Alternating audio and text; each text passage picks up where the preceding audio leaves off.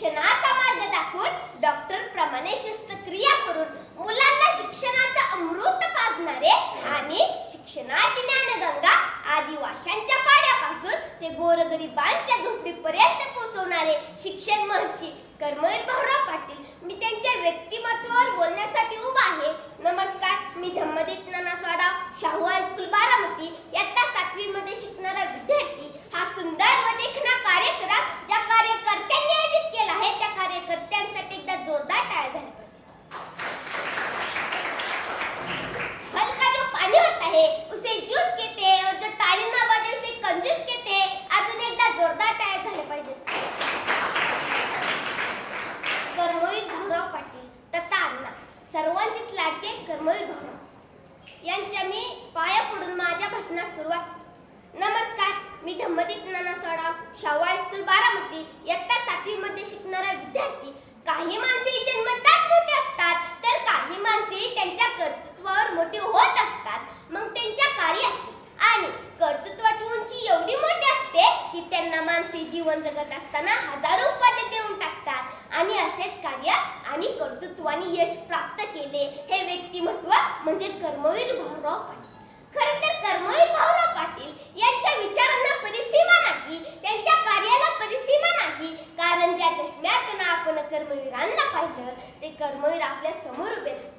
खरं तर कर्मवीर म्हटलं की शिक्षण हेच समीकरण आपल्या समोर उभे राहते. कर्मवीर भाऊराव पाटील हे शिक्षण क्षेत्रात मर्यादित नाहीत, त्यांच्या पलीकडे जाऊन कर्मवीरांचे अनेक पैलू, अनेक छटा, अनेक गुण आपल्याला पाहायला मिळतात. तर कधी प्रस्थापितांच्या विरोधात राहिलेले बंडखोर म्हणून आपल्या समोर येतात, तर कधी जातीभेदाचे बेड्या तोडून टाकतात, तर कधी मानवतेच्या सर्वोच्च शिखरावरती जाऊन समानतेची सर्वोच्च शिखरावरती जाऊन मानवता विस्तेज समाजाची उभारणी करणारे कर्मवीर आपल्या समोर येतात. कर्मवीर भाऊराव पाटील यांच्या शिक्षण महर्षीमध्ये मुष्टीफंड योजना असेल किंवा कमवा व शिका असेल तर स्वावलंबी शिक्षण हेच आमची ब्रीद हा पाया या रयत शिक्षण संस्थेच्या मातीशी रुजून मुलांना मार्गदर्शन करण्याचे काम अण्णांनी केले. मुलांच्या हाताला काम दिले, नंतर पुस्तकी ज्ञान देण्याचे काम अण्णांनी केले.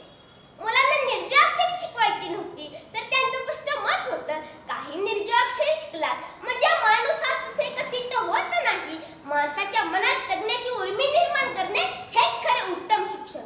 तर वर्गामध्ये कोण उत्तम आहे, वर्गामध्ये कोण उत्तम आहे यापेक्षा कोणामध्ये काय उत्तम आहे हे शोधण्याचा अण्णांनी जास्त प्रयत्न केला आणि म्हणूनच रयत शिक्षण संस्थेचा हा वटवृक्ष हा सगळीकडे बहरलेला आपल्याला. कर्मवीर भाऊराव पाटील यांनी महात्मा ज्योतिराव फुले यांच्या सत्यशोधक समाज चळवळीचे नेतृत्व केले. त्यानंतर हरिजनांसाठी निर्माण केलेल्या मुंबई येथील संत गाडगेबाबा आणि पंढरपुरातील संत चोखामेळा यांचे काम अण्णांनी केले. त्यानंतर महर्षी विठ्ठल शिंदे यांच्या पर्सनल विशेष क्लास या 3 संस्थेचे काम अण्णांनी केले. पी.डी. पाटील साहेब आणि अण्णा एक चित्रपट पाहतो. सैनिकांचे युद्ध चाललेलं असतं आणि एका सैनिकास गोळी लागते आणि तो धारातीर्थी होऊन पडतो आणि स्वतःच्या खांद्यावरचा असलेला ध्वज तो दुसऱ्या सैनिकाच्या खांद्यावरती देतो आणि मग तो जगत प्राण होतो. हे दृश्य अण्णा पाहत होते आणि शांत बसलेले अण्णा ताडकन उभे राहतात आणि पी.डी. पाटील साहेबांना म्हणतात, मला माझ्या रयत शिक्षण संस्थेतून अशीच माणसे निर्माण करायची आहेत. ती माझ्या नंतर सुद्धा या रयत शिक्षण संस्थेचा वटवृक्ष स्वतःच्या खांद्यावरती घेऊन ठामपणे उभे आहेत.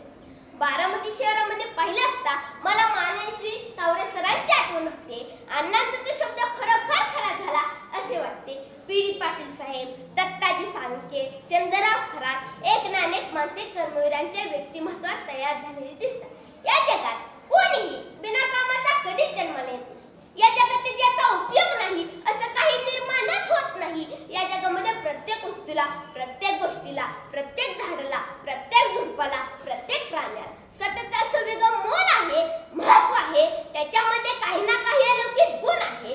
तो अलौकिक गुण काय आहे हे ज्याला कळतं त्याला मोठा होता येतं. ज्याला आपल्यात काय आहे हेच कळत नाही त्याला कधीच मोठा होता येत नाही. ही सगळ्यात मोठी वस्तुस्थिती आपण मान्य केली पाहिजे. आइन्स्टाईनचा मेंदू आज